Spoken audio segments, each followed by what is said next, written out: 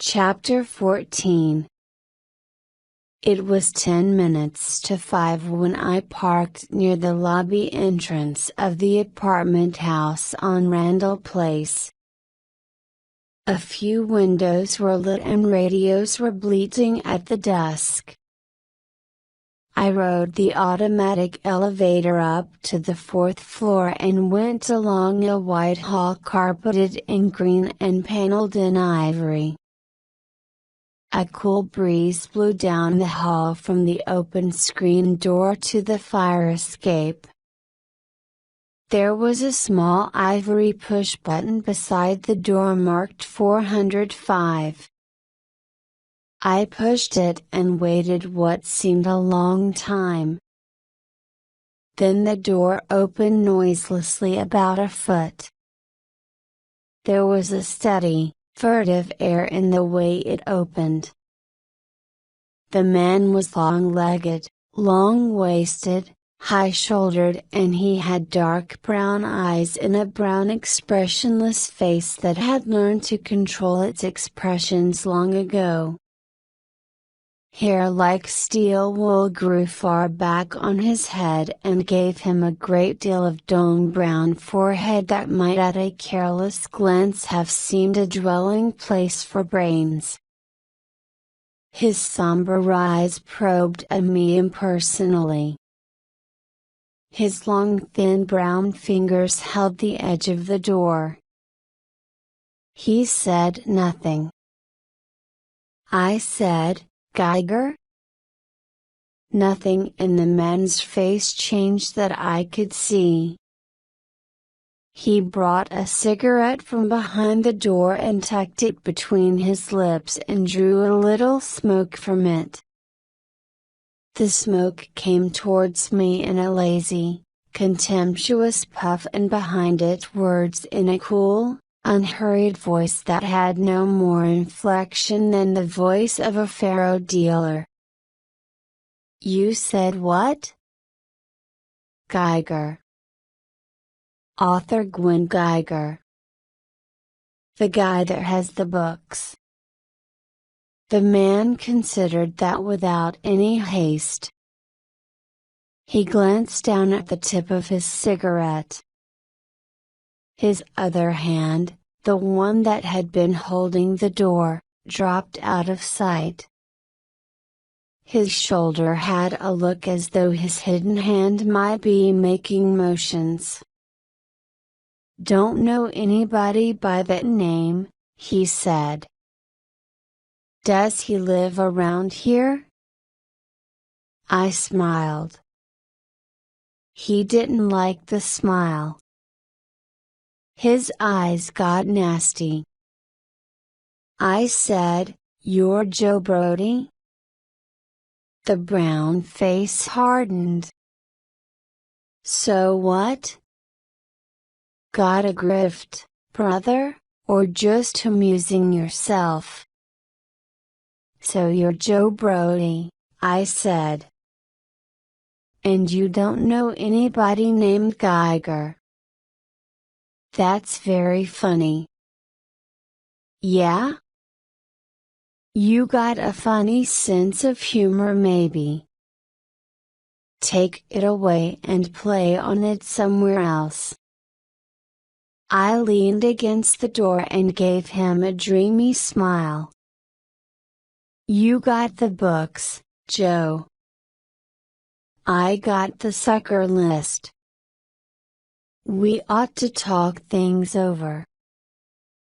He didn't shift his eyes from my face. There was a faint sound in the room behind him, as though a metal curtain ring clicked lightly on a metal rod. He glanced sideways into the room. He opened the door wider. "Why not, if you think you've got something?" he said coolly. He stood aside from the door. I went past him into the room. It was a cheerful room with good furniture and not too much of it. French windows in the end wall open on a stone porch and looked across the dusk at the foothills. Near the windows a closed door in the west wall, and near the entrance door another door in the same wall. This last had a plush curtain drawn across it on a thin brass rod below the lintel. That left the east wall, in which there were no doors.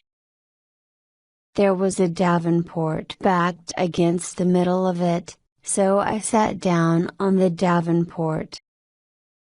Brody shut the door and walked crab fashion to a tall oak desk studded with square nails. A cedarwood box with gilt hinges lay on the lowered leaf of the desk. He carried the box to an easy chair midway between the other two doors and sat down. I dropped my hat on the davenport and waited. "Well, I'm listening," Brody said. He opened the cigar box and dropped his cigarette stub into a dish at his side. He put a long thin cigar in his mouth. "Cigar?" He tossed one at me through the air. I reached for it. Brody took a gun out of the cigar box and pointed it at my nose. I looked at the gun.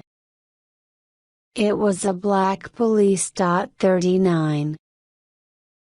I had no argument against it at the moment. "Neat, huh?" Brody said. "Just kind of stand up a minute. Come forward just about 2 yards.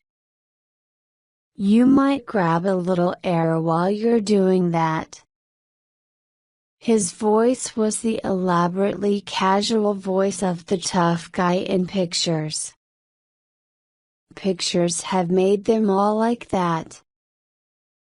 "TSK, TSK, I said, not moving at all. Such a lot of guns around town and so few brains.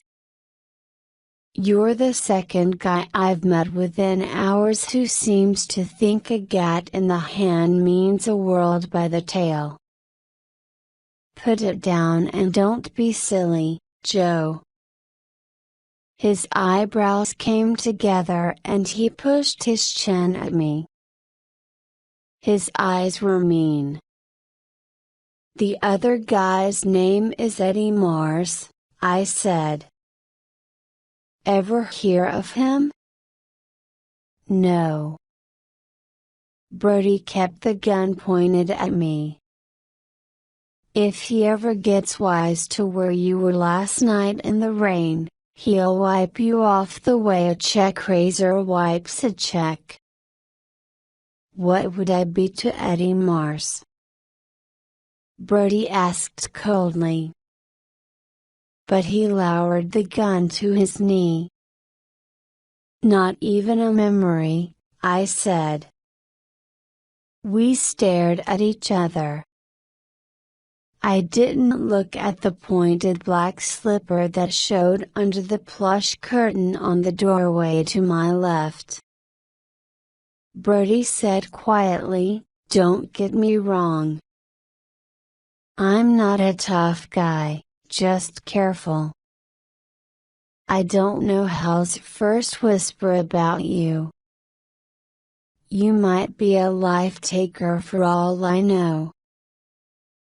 "You're not careful enough," I said. That play with Geiger's books was terrible.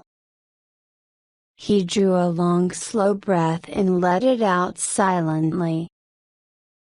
Then he leaned back and crossed his long legs and held the Colt on his knee. "Don't kid yourself, I won't use this heat, if I have to," he said. "What's your story?" Have your friend with the pointed slippers come on in. She gets tired holding her breath. Brody called out without moving his eyes off my stomach. Come on in, Agnes. The curtain swung aside and the green-eyed, thigh-swinging ash blonde from Geiger's store joined us in the room. She looked at me with a kind of mangled hatred. Her nostrils were pinched and her eyes had darkened a couple of shades. She looked very unhappy. I knew damn well you were trouble, she snapped at me. I told Joe to watch his step. It's not his step, it's the back of his lap he ought to watch, I said. I suppose that's funny, the blonde squealed. It has been, I said. But it probably isn't anymore. Save the gags, Brody advised me. Joe's watching his step plenty. Put some light on so I can see to pop the sky, if it works out that way. The blonde snicked on a light in a big square standing lamp. She sank down into a chair beside the lamp and sat stiffly, as if her girdle was too tight. I put my cigar in my mouth and bit the end off. Brody's colt took a close interest in me while I got matches out and lit the cigar. I tasted the smoke and said, the sucker list I spoke of is in code. I haven't cracked it yet, but there are about 500 names. You got 12 boxes of books that I know of.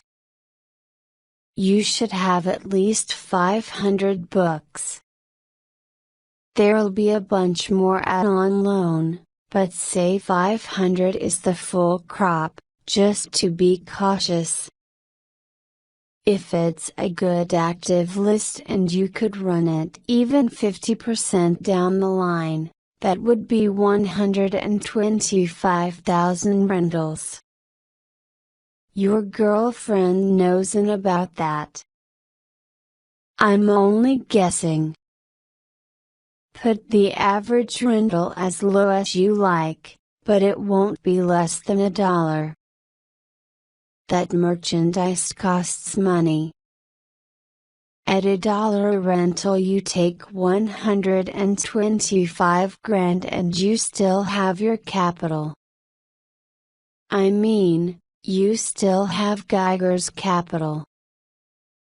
That's enough to spot a guy for. The blonde yelped, "You're crazy, you goddamn eggheaded."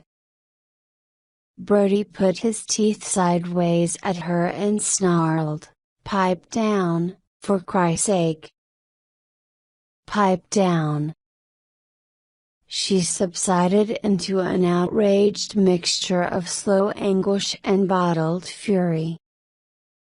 Her silvery nails scraped on her knees. "It's no racket for bums," I told Brody almost affectionately.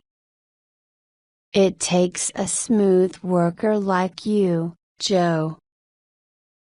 You've got to get confidence and keep it. People who spend their money for second-hand sex jags are as nervous as dowagers who can't find the restroom." Personally, I think the blackmail angles are a big mistake. I'm for shedding all that and sticking to legitimate sales and rentals. Brody's dark brown stare moved up and down my face. His colt went on hungering for my vital organs. "You're a funny guy," he said tonelessly. Who has this lovely racket? You have, I said. Almost. The blonde choked and clawed her ear. Brody didn't say anything. He just looked at me. What? The blonde yelped. You sit there and try to tell us Mr. Geiger ran the kind of business right down on the main drag? You're nuts. I leered at her politely. Sure I do. Everybody knows the racket exists. Hollywood's made to order for it. If a thing like that has to exist, then right out on the street is where all practical coppers want it to exist. For the same reason they favor red light districts. They know where to flush the game when they want to. My God, the blonde wailed. You let this cheesehead sit there and insult me, Joe? You with a gun in your hand and him holding nothing but a cigar in his thumb? I like it, Brody said. The guy's got good ideas. Shut your trap and keep it shut, or I'll slap it shut for you with this. He flicked the gun around in an increasingly negligent manner. The blonde gasped and turned her face to the wall. Brody looked at me and said cunningly, How have I got that lovely racket? You shot Geiger to get it. Last night in the rain. It was dandy shooting weather. The trouble is he wasn't alone when you whiffed him. Either you didn't notice that, which seems unlikely, or you got the wind up and lammed. But you had nerve enough to take the plate out of his camera and you had nerve enough to come back later on and hide his corpse, so you could tidy up on the books before the law knew it had a murder to investigate. Yeah, Brody said contemptuously.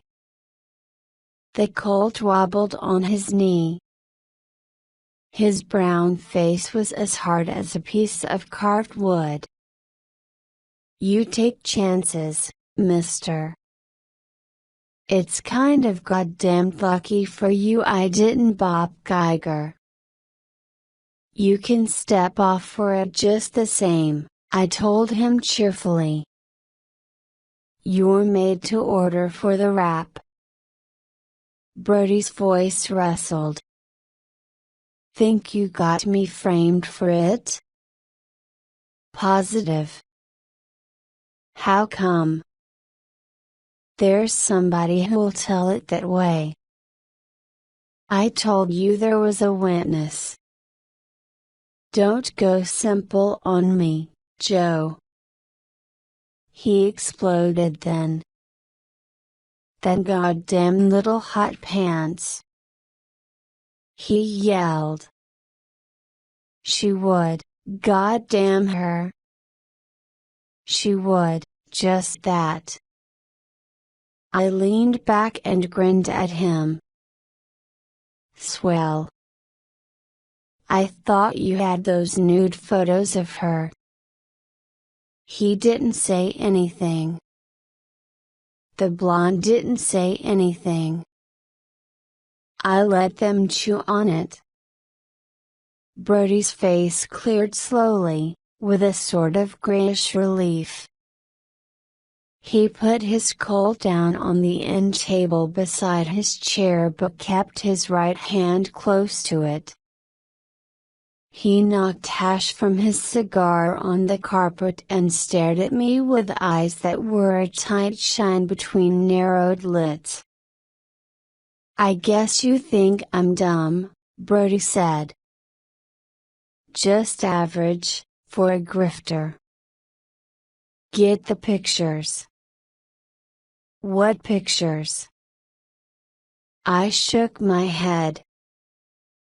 Wrong play, Joe. Innocence gets you nowhere. You were either there last night, or you got the nude photo from somebody that was there. You knew she was there, because you had your girlfriend threaten Mrs. Regan with a police rap.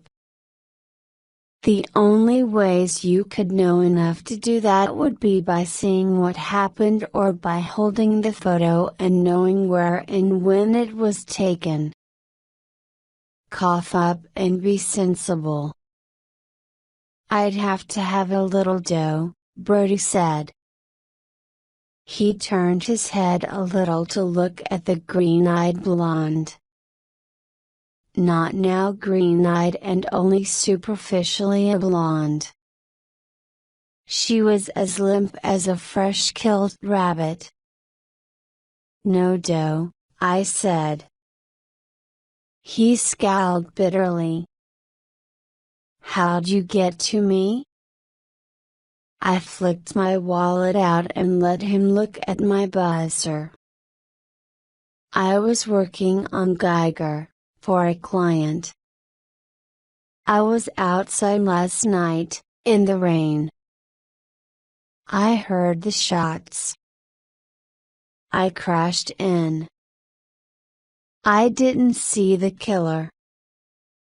I saw everything else. And kept your lip buttoned, Brody sneered. I put my wallet away. Yes, I admitted. Up till now. Do I get the photos or not? About these books, Brody said. I don't get that. I tailed them here from Geiger's store. I have a witness. That punk kid? What punk kid? He scowled again. The kid that works at the store. He skipped out after the truck left. Agnes don't even know where he flops. That helps, I said, grinning at him. That angle worried me a little. Either of you ever been in Geiger's house, before last night? Not even last night, Brody said sharply. So she says I gunned him, eh? With the photos in hand I might be able to convince her she was wrong.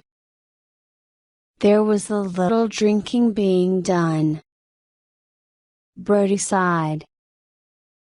She hates my guts. I bounced her out. I got paid, sure, but I'd have had to do it anyway. She's too screwy for a simple guy like me. He cleared his throat. How about a little dough? I'm down to nickels. Agnes and me gotta move on. Not from my client. Listen, get the pictures, Brody. Oh, hell, he said. You win. He stood up and slipped the Colt into his side pocket. His left hand went up inside his coat. He was holding it there, his face twisted with disgust, when the door buzzer rang and kept on ringing. Chapter 15. He didn't like that. His lower lip went in under his teeth, and his eyebrows drew down sharply at the corners. His whole face became sharp and foxy and mean. the buzzer kept up its song. I didn't like it either. If the visitors should happen to be Eddie Mars and his boys, I might get chilled off just for being there. If it was the police, I was caught with nothing to give them but a smile and a promise. And if it was some of Brody's friends, supposing he had any, they might turn out to be tougher than he was. The blonde didn't like it. She stood up in a surge and chipped at the air with one hand. Nerve tension made her face old and ugly. Watching me, Brody jerked a small drawer in the desk and picked a bone-handled automatic out of it. He held it at the blonde. She slid over to him and took it, shaking. "Sit down next to him," Brady snapped.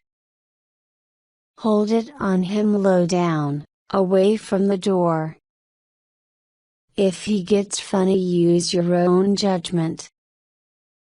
We aren't licked yet, baby." "Oh, Joe," the blonde wailed. She came over and sat next to me on the davenport and pointed the gun at my leg artery. I didn't like the jerky look in her eyes. The door buzzer stopped humming and a quick impatient rapping on the wood followed it. Brody put his hand in his pocket, on his gun, and walked over to the door and opened it with his left hand. Carmen Sternwood pushed him back into the room by putting a little revolver against his lean brown lips. Brady backed away from her with his mouth working and an expression of panic on his face. Carmen shut the door behind her and looked neither at me nor at Agnes. She stalked Brady carefully, her tongue sticking out a little between her teeth. Brody took both hands out of his pockets and gestured placatingly at her. His eyebrows designed themselves into an odd assortment of curves and angles. Agnes turned the gun away from me and swung it at Carmen.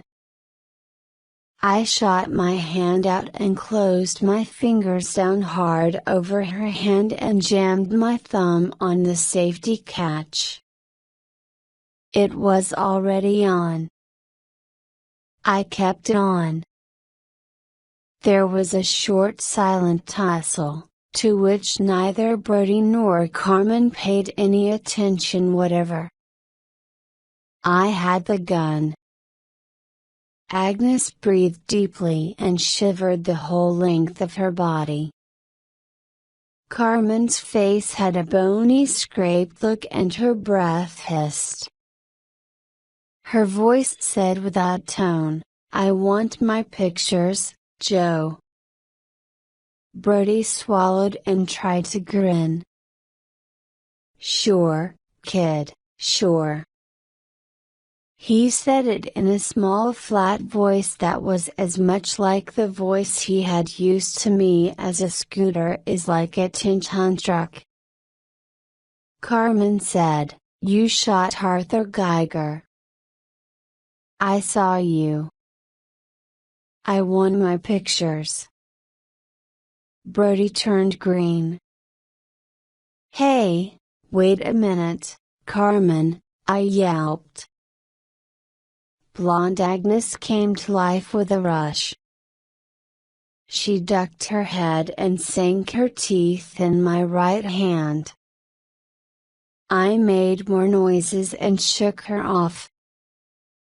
"Listen, kid," Brody whined. "Listen a minute," the blonde spat at me and threw herself on my leg and tried to bite that. I cracked her on the head with the gun, not very hard, and tried to stand up. She rolled down my legs and wrapped her arms around them. I fell back on the davenport. The blonde was strong with the madness of love or fear, or a mixture of both, or maybe she was just strong. Brody grabbed for the little revolver that was so close to his face. He missed.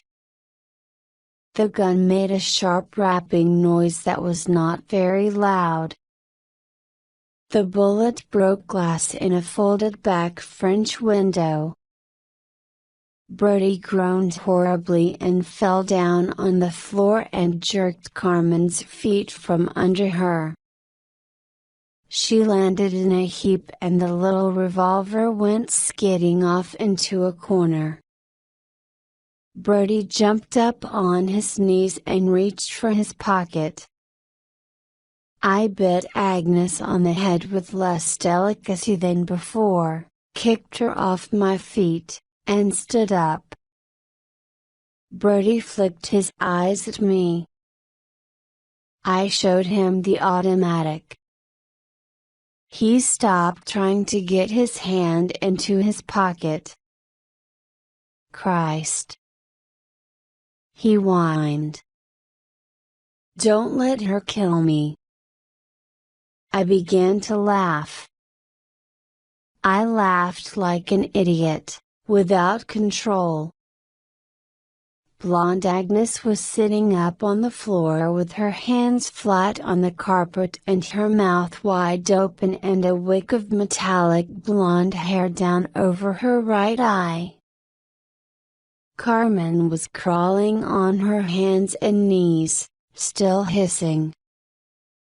The metal of her little revolver glistened against the baseboard over in the corner. She crawled towards it relentlessly. I waved my share of the guns at Brody and said, "Stay put. You're all right." I stepped past the crawling girl and picked the gun up. She looked up at me and began to giggle. I put her gun in my pocket and patted her on the back. "Get up, Angel. You look like a Pekingese." I went over to Brody and put the automatic against his midriff and reached his Colt out of his side pocket. I now had all the guns that had been exposed to view.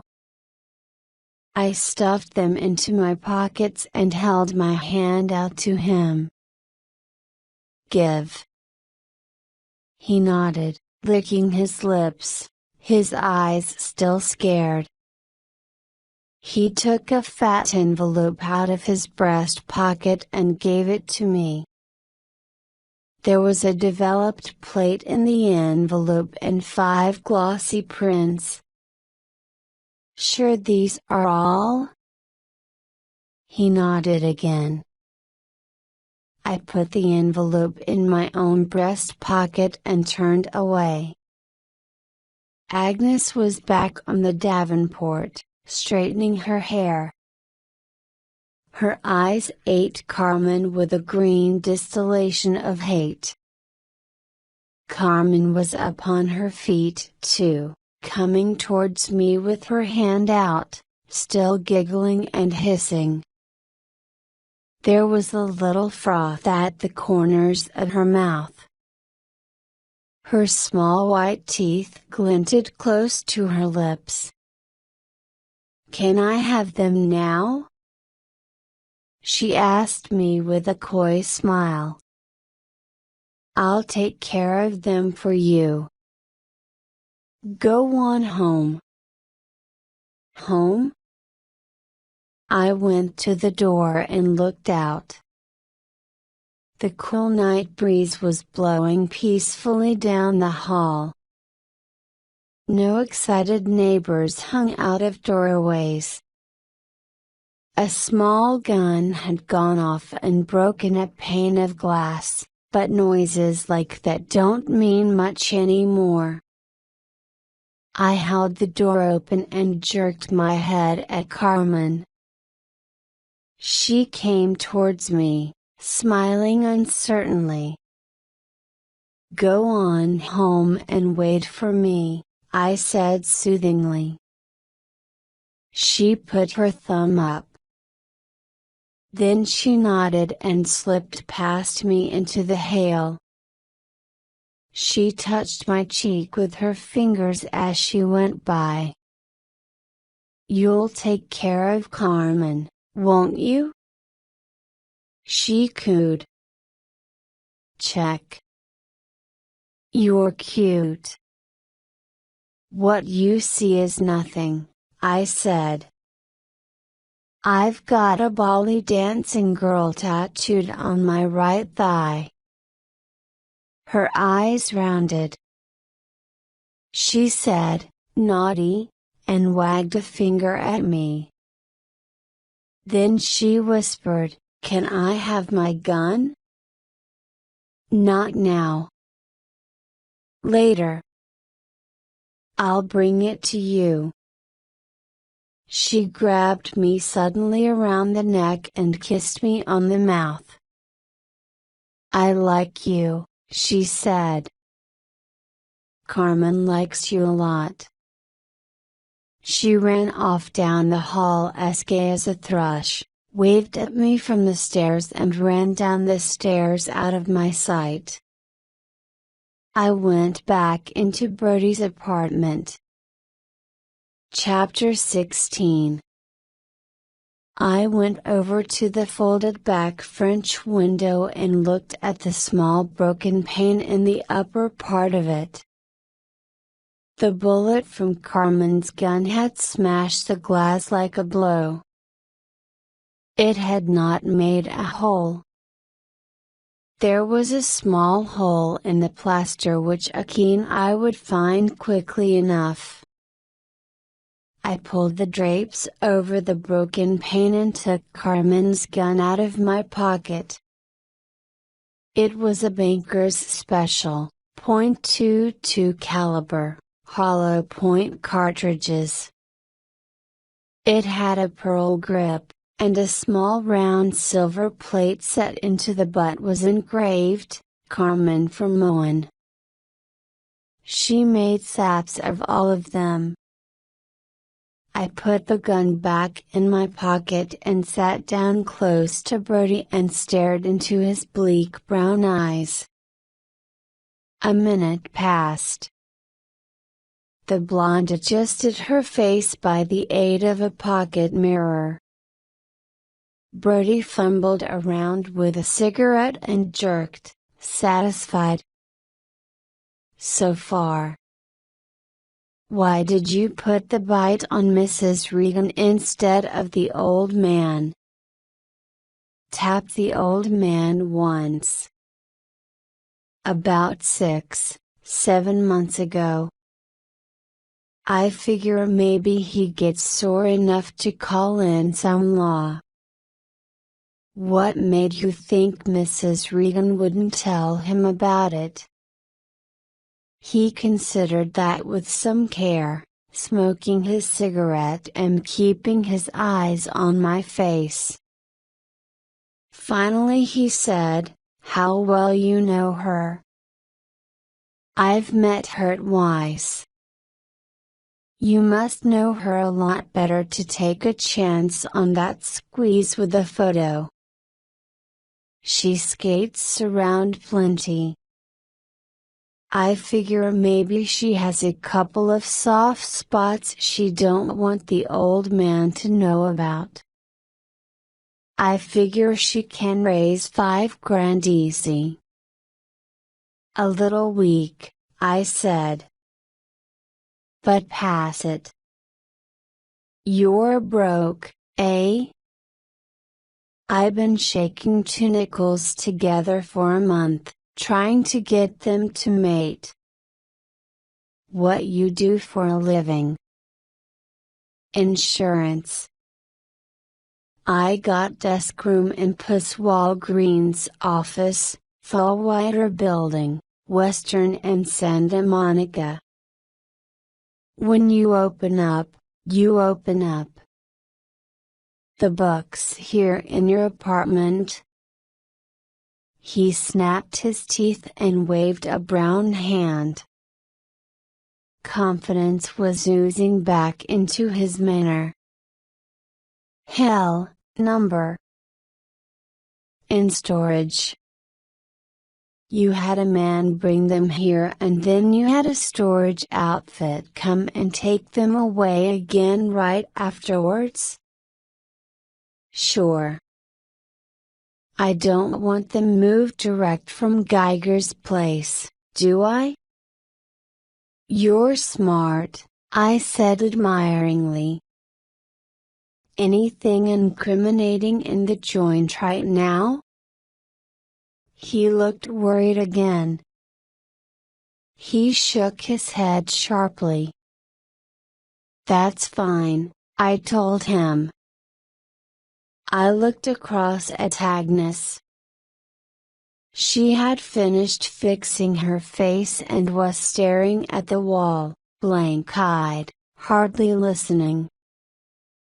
Her face had the drowsiness which strain and shock induce, after their first incidents.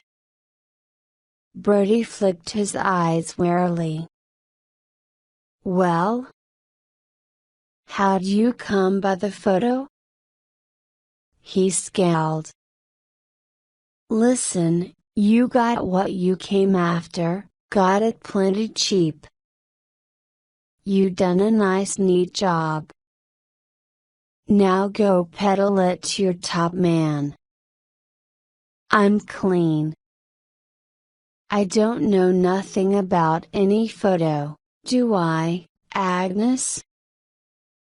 The blonde opened her eyes and looked at him with vague but uncomplimentary speculation. A half-smart guy, she said with a tired sniff.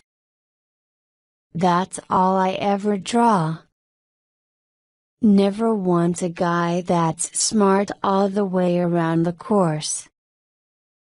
Never once. I grinned at her. Did I hurt your head much? You and every other man I ever met. I looked back at Brody. He was pinching his cigarette between his fingers, with a sort of twitch. His hand seemed to be shaking a little.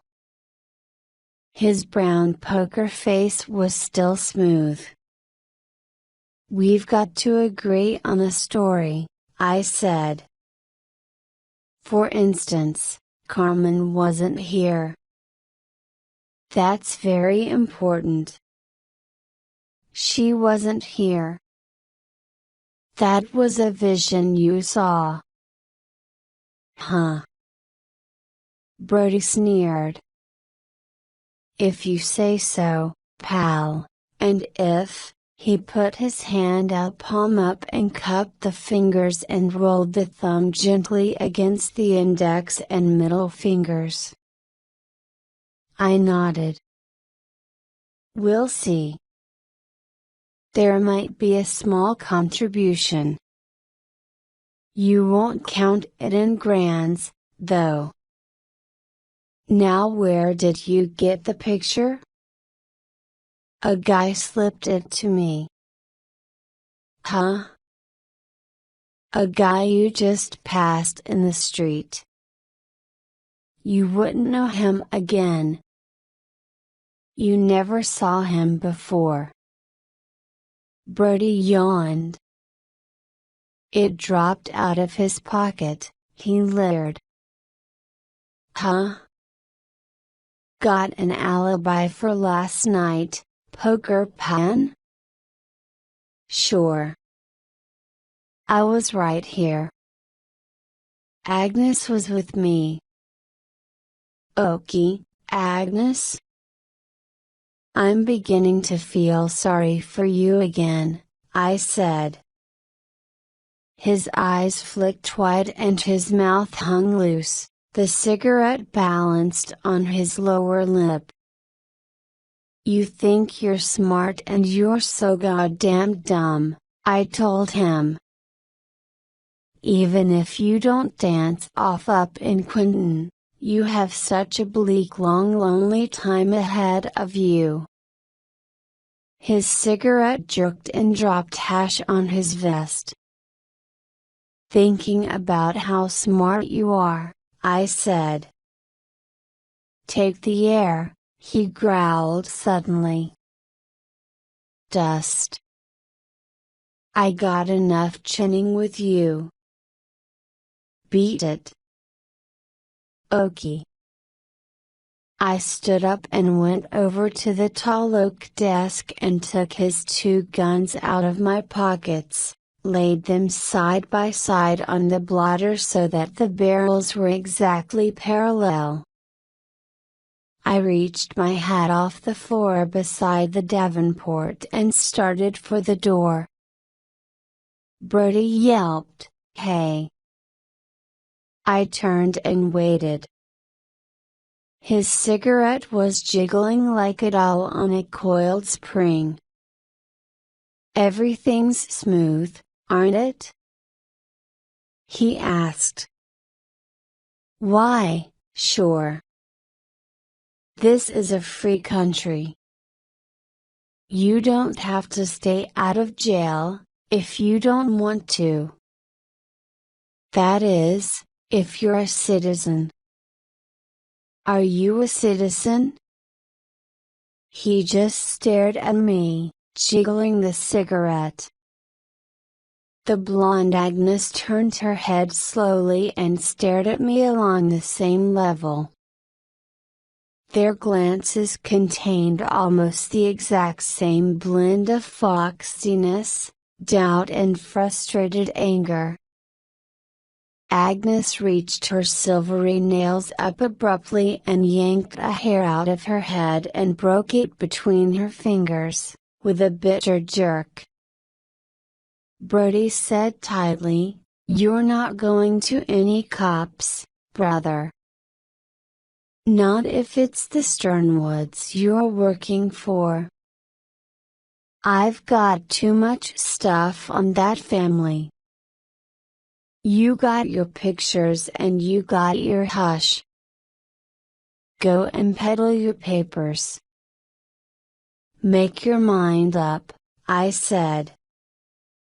"You told me to dust, I was on my way out, you hollered at me and I stopped, and now I'm on my way out again. Is that what you want?" "You aren't got anything on me," Brody said. "Just a couple of murders. Small change in your circle." He didn't jump more than an inch, but it looked like a foot. The white cornea showed all around the tobacco-colored iris of his eyes. The brown skin of his face took on a greenish tinge in the lamplight. Blonde Agnes let out a low animal wail and buried her head in a cushion on the end of the Davenport.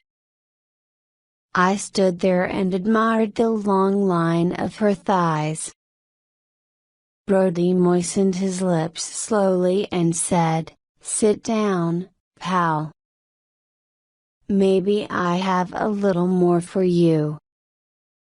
"What's that crack about 2 murders mean?"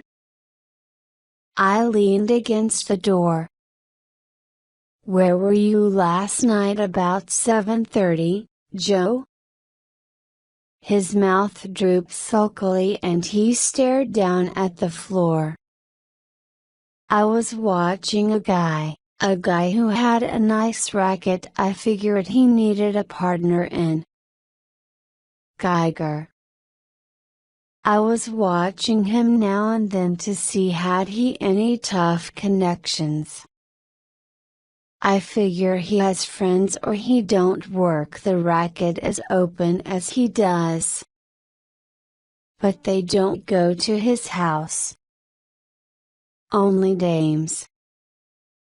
You didn't watch hard enough, I said. Go on.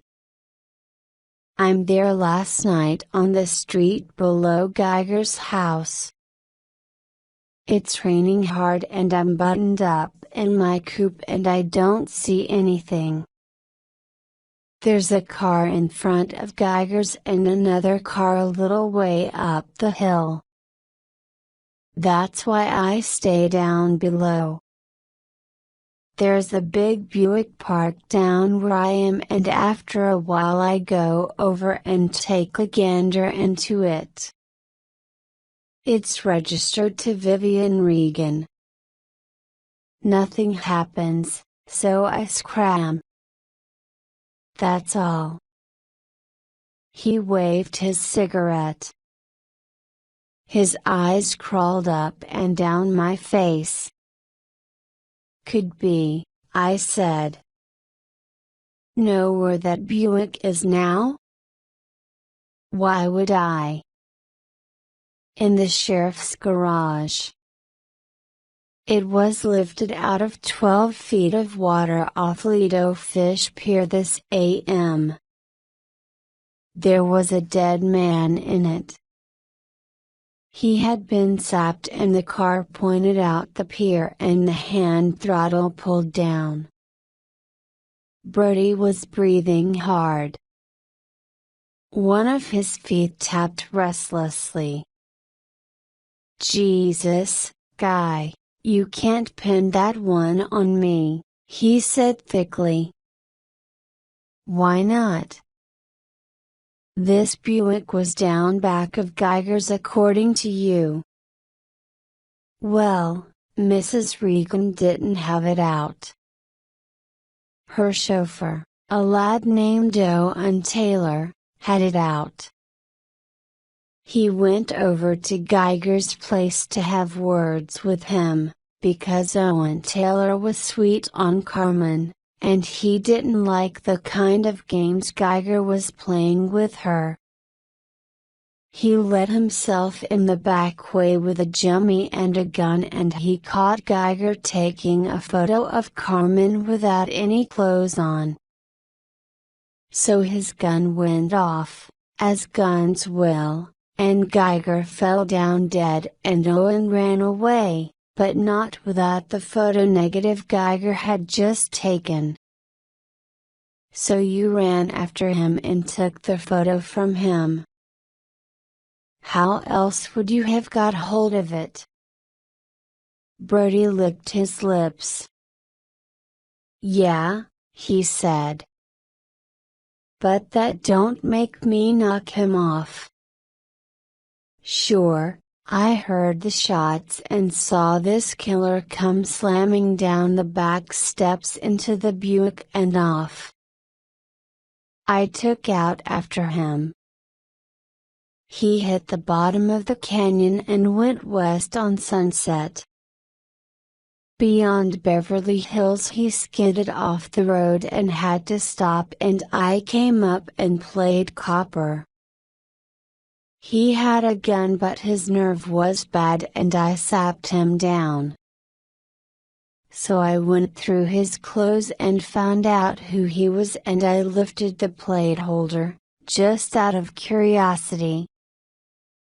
I was wondering what it was all about and getting my neck wet when he came out of it all of a sudden and knocked me off the car. He was out of sight when I picked myself up. That's the last I saw of him. How did you know it was Geiger he shot? I asked gruffly. Brody shrugged. I figure it was, but I can be wrong. When I had the plate developed and saw what was on it, I was pretty damn sure. And when Geiger didn't come down to the store this morning and didn't answer his phone, I was plenty sure. so I figure it's a good time to move his books out and make a quick touch on the Sternwoods for travel money and blow for a while. I nodded. That seems reasonable. Maybe you didn't murder anybody at that. Where did you hide Geiger's body? He jumped his eyebrows. Then he grinned. Nix. Skip it. You think I'd go back there and handle him, not knowing when a couple carloads of law would come tearing around the corner? Nix. Somebody hid the body, I said. Brody shrugged. The grin stayed on his face. He didn't believe me. While he was still not believing me, the door buzzer started to ring again. Brody stood up sharply, hard-eyed. He glanced over at his guns on the desk. So she's back again, he growled. If she is, she doesn't have her guns. I comforted him. Don't you have any other friends? Just about one, he growled. I got enough of this puss in the corner game. He marched to the desk and took the Colt. He held it down at his side and went to the door. He put his left hand to the knob and twisted it and opened the door a foot and leaned into the opening, holding the gun tight against his thigh. A voice said, "Brody?" Brody said something I didn't hear. The two quick reports were muffled. The gun must have been pressed tight against Brody's body. He tilted forward against the door and the weight of his body pushed it shut with a bang. He slid down the wood. His feet pushed the carpet away behind him. His left hand dropped off the knob and the arm slapped the floor with a thud. His head was wedged against the door. He didn't move. The Colt clung to his right hand. I jumped across the room and rolled him enough to get the door open and crowd through. A woman peered out of a door almost opposite. Her face was full of fright and she pointed along the hall with a claw-like hand. I raced down the hall and heard thumping feet going down the tile steps and went down after the sound. At the lobby level, the front door was closing itself quietly and running feet slapped the sidewalk outside. I made the door before it was shut, clawed it open again and charged out. A tall hatless figure in a leather jerkin was running diagonally across the street between the parked cars. The figure turned and flames spurted from it. Two heavy hammers hit the stucco wall beside me. The figure ran on, dodged between two cars, vanished. A man came up beside me and barked, "What happened?" "Shooting going on," I said. "Jesus." He scuttled into the apartment house. I walked quickly down the sidewalk to my car and got in and started it. I pulled out from the curb and drove down the hill, not fast. No other car started up on the other side of the street. I thought I heard steps, but I wasn't sure about that. I rode down the hill a block and a half, turned at the intersection and started back up. The sound of a muted whistling came to me faintly along the sidewalk. Then steps. I double parked and slid out between two cars and went down low. I took Carmen's little revolver out of my pocket. The sound of the steps grew louder, and the whistling went on cheerfully. In a moment the jerkin showed. I stepped out between the two cars and said, "Got a match, buddy?" The boy spun towards me and his right hand darted up to go inside the jerkin. His eyes were a wet shine in the glow of the round electrolyres. Moist dark eyes shaped like almonds, and a pallid handsome face with wavy black hair growing low on the forehead in 2 points. A very handsome boy indeed, the boy from Geiger's store. He stood there looking at me silently, his right hand on the edge of the jerkin, but not inside it yet. I held the little revolver down at my side.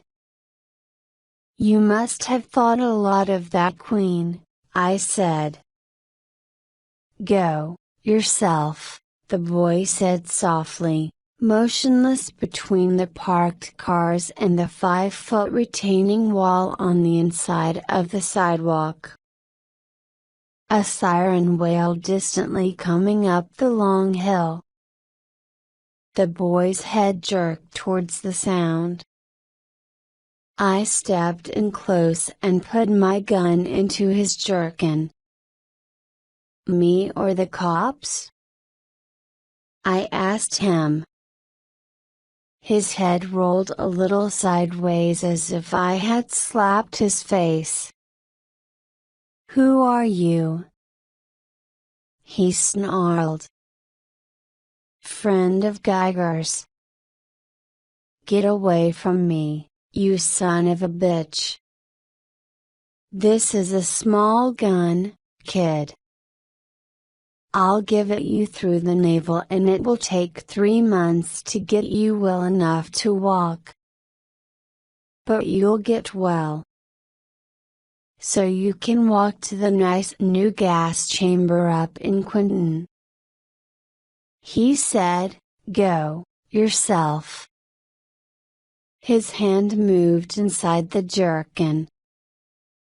I pressed harder on his stomach. He let out a long soft sigh, took his hand away from the jerkin and let it fall limp at his side. His wide shoulders sagged. "What you want?" he whispered. I reached inside the jerkin and plucked out the automatic. "Get into my car, kid." He stepped past me and I crowded him from behind. He got into the car. "Under the wheel, kid. You drive." He slid under the wheel and I got into the car beside him. I said, "Let the prowl car pass up the hill. They'll think we moved over when we heard the siren. Then turn her downhill and we'll go home." I put Carmen's gun away and leaned the automatic against the boy's ribs. I looked back through the window. The whine of the siren was very loud now. 2 red lights swelled in the middle of the street. They grew larger and blended into one and the car rushed by in a wild flurry of sound. "Let's go," I said. The boy swung the car and started off down the hill. "Let's go home," I said. "To Laverne Terrace." His smooth lips twitched. He swung the car west on Franklin. "You're a simple-minded lad." "What's your name?" "Carol Lundgren," he said lifelessly. "You shot the wrong guy, Carol. Joe Brody didn't kill your queen." He spoke 3 words to me and kept on driving.